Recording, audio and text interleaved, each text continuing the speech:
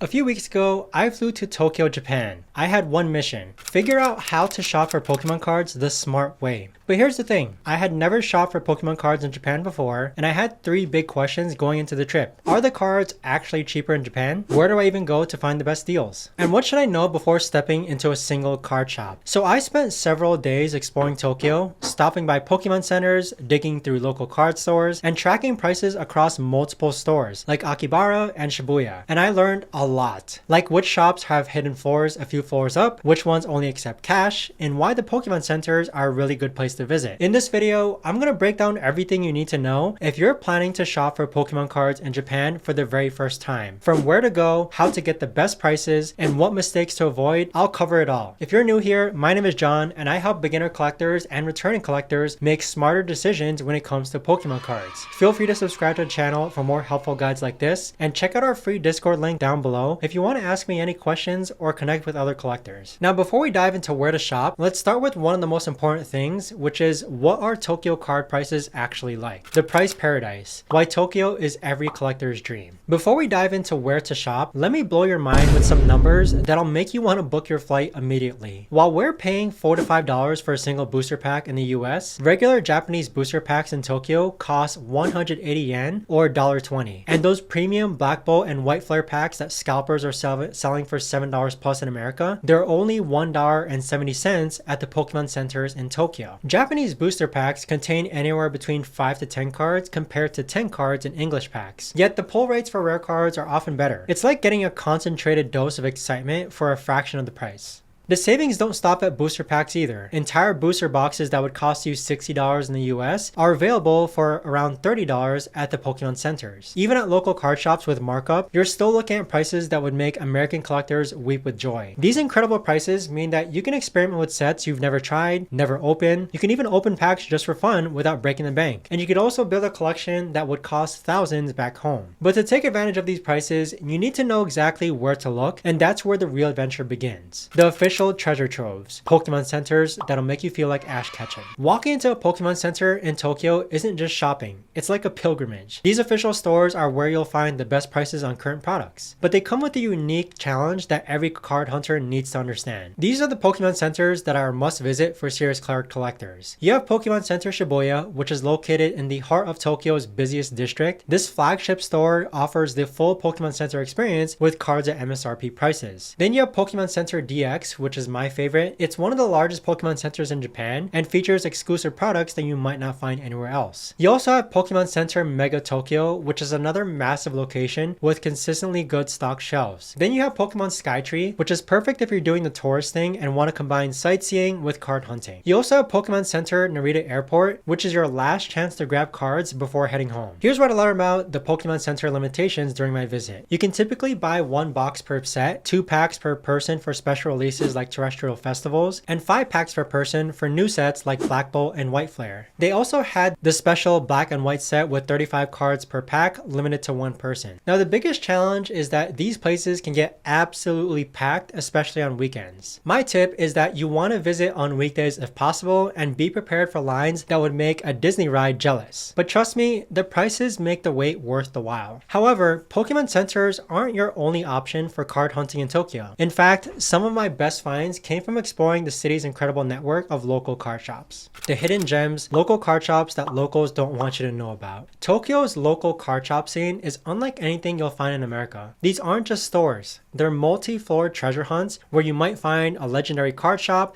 on the 3rd floor of a building that looks like it only sells electronics. During my exploration, I discovered some incredible shops that became my daily stops. First, you have SNKRDUNK. Don't let the sneaker-focused name fool you. Their card section is absolutely incredible with competitive prices on both new and vintage cards and a lot of slabs. Then you have Card Kingdom, which is a collector's paradise with organized displays that make browsing a joy rather than a chore. Then you have Hiroya 2, which is my absolute favorite spot, especially when I caught a restock of Heatwave Arena and Battle Partners for each pack was only going for 180 yen or $1.20 each. But here's a secret that most tourists miss. The best card shops aren't always at street level. In areas like Akihabara, you'll find card shops tucked away on upper and lower floors of buildings. Look for small signs with card game logos, and don't be afraid to take an elevator up a few floors or venture into a basement level. One crucial tip I learned the hard way is that many local shops are cash only. I almost missed out on some incredible deals because I assumed everywhere would take card. Always carry cash when you're card hunting in Tokyo. The pricing at local card shops is still fantastic compared to the US prices, though expect a slight markup from Pokémon Center prices. For example, I found Glory of Team Rocket packs for 500 yen or $3.45, Fusion Arts for 980 yen or $6.75, and Lost Abyss for 900 yen or $6.20.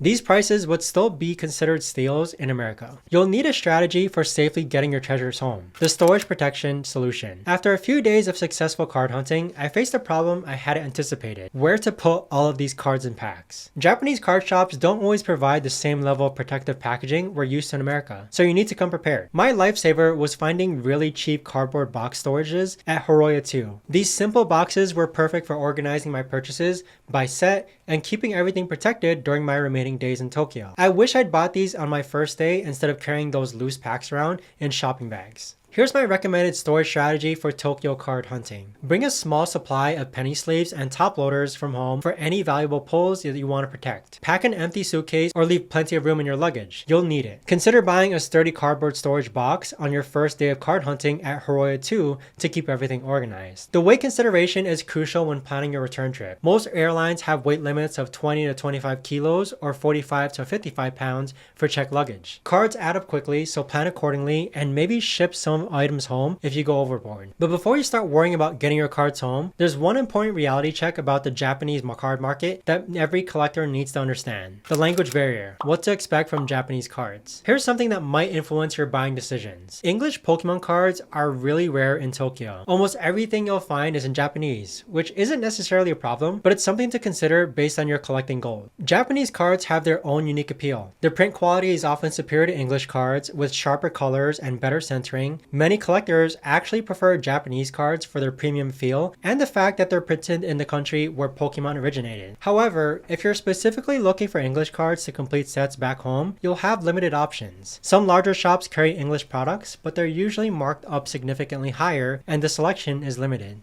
The good news: Pokemon names and artwork are universal, so even if you can't read the text, you'll still recognize your favorite Pokemon.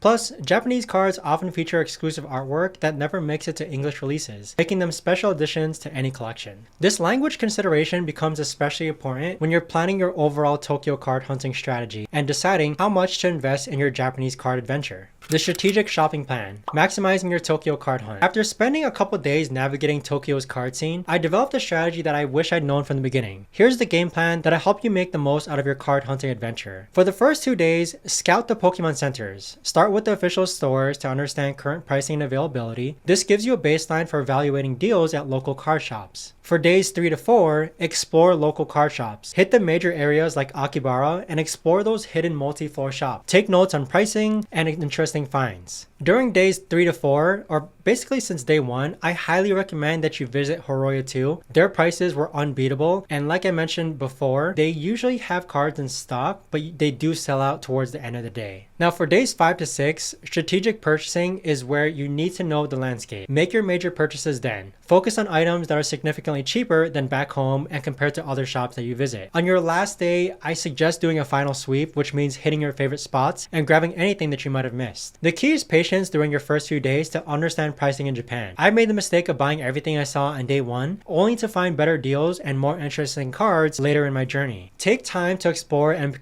compare before making major purchases. Keep track of your exchange rates throughout your trip as well. The yen fluctuates daily, and timing your purchases when the exchange rate is favorable can save you additional money. The departure dilemma. My biggest regret and how to avoid it. As I sat in Narita airport waiting for my flight back home, I had one overwhelming feeling: regret. Not regret about the cards that I bought, but regret about all the incredible deals I passed up on because I was being too conservative with my budget. Here's the truth that every Tokyo card hunter needs to know. You will not find these prices anywhere else in the world. That $1.20 booster pack, that $33 booster box, those deals don't exist outside of Japan. I kept thinking I'd find similar deals at the next shop or that I could always come back, but the reality is that every card you don't buy in Tokyo might be a missed opportunity. My advice is that you set a realistic budget for cards before you go Tokyo, then stick to it. But don't be afraid to use every penny of that budget. The money you save on cards in Tokyo makes up more for any extra luggage fees that you might pay. Also, remember that weight will be your biggest constraint when leaving Japan. Plan for this by bringing an empty suitcase or being prepared to ship items back home. The card scene in Tokyo isn't just about shopping, it's about experiencing Pokemon culture in its birthplace. Every pack you open, every card shop you discover, and every conversation you have with other collectors becomes a really nice adventure. So if you're interested in seeing how it turned out when I came to visit local card shops,